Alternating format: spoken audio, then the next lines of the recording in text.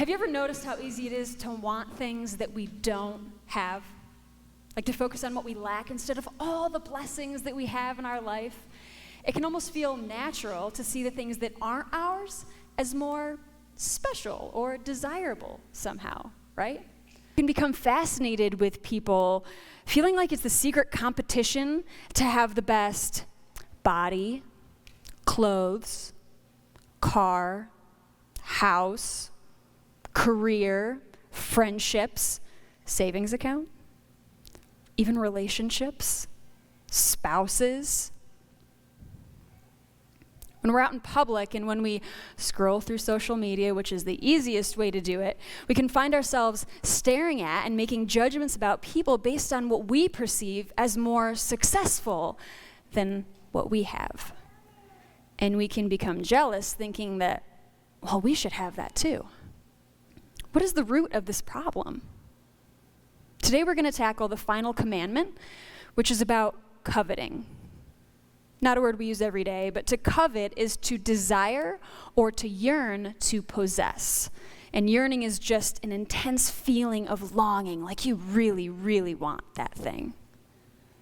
In Exodus 20, we find the 10 Commandments, which were given to God's chosen people, the Hebrews.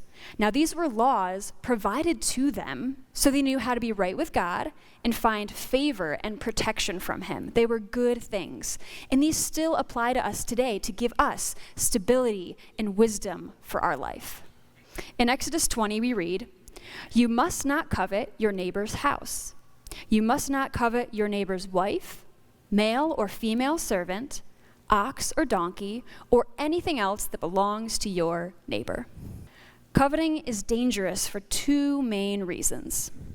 First, it can cause us to have a negative view of the person who has something that we don't. And second, it can impact our outlook on our lives and what we already have. So, breaking this command damages both our relationships and our inner joy. When we desire something enough and believe it's only fair that we have it too, it can lead to the sins we're called to avoid in the other commandments. Coveting has led people to steal, lie, murder, commit adultery, dishonor their parents. It makes people focus on the worldly things instead of godly things, breaking the command to have no other idols except for God. And until we get to heaven, there will always be this battle in us between our flesh and our spirit. So we must rely on God and His Holy Spirit power to help us win against the temptation to covet. So how do we do that exactly?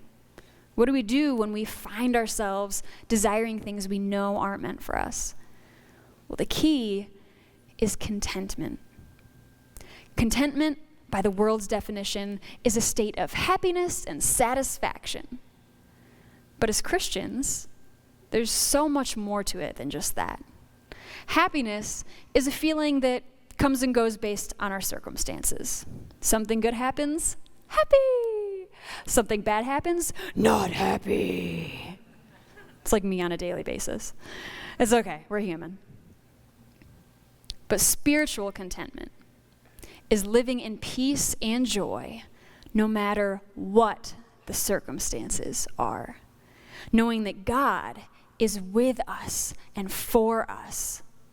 True contentment comes from the belief that God alone is enough. In Hebrews, we read, "Let your conduct be without covetousness. Be content with such things as you have. For He Himself has said, I will never leave you nor forsake you." So I have to ask, is your relationship with God enough for you to be content? In order to find lasting contentment, we must stay close to God and realize that everything we truly need can be found in Him.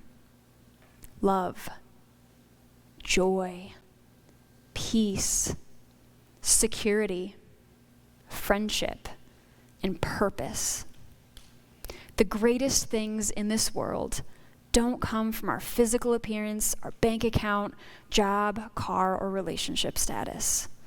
They come from a real, intimate relationship with the creator of the universe. When we have that right, everything else falls into place, and we can be content wherever we are.